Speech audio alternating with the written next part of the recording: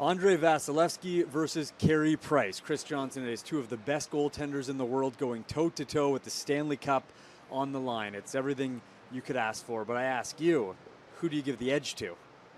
Wow, spicy meatball right to start this Stanley Cup. I mean, look, I don't think you can really give the edge, in any direction here, especially particularly with how well Carey Price has performed in these playoffs. I mean, the NHL players did do a survey, about 500 of them run by the NHL Players Association. More than 54% of those players did list Andrei Vasilevsky as the best goalie in the league.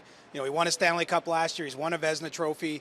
I think it's fair to put him in that class, but we're seeing a vintage Carey Price these last few weeks of the playoffs, and so I don't think either side really has an edge in this position, and I do think it's very likely one of those two men will win the Conn Smythe Trophy at the end of this series. Now, we know who has the edge, though, when you look at the teams as a whole. That's obvious. It's the Tampa Bay Lightning, but the Montreal Canadiens have made a habit of beating teams that people said they can't, that they shouldn't.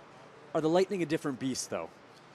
Maybe on the power plays, maybe the one thing I'm looking at. But, I mean, if you look at Austin Matthews, Mitch Marner, Mark Scheifele ended up missing most of that series against Winnipeg, but they still had Nikolai Ehlers, Blake Wheeler. You go down the list. They've shut down some pretty impressive players. And, Nikita Kucherov, Braden Point, even Steven Stamkos at this stage of his career belong in those spots. But I think Montreal should have a ton of confidence in this series because of what they've done. And obviously Philip Deneau is a huge part of that.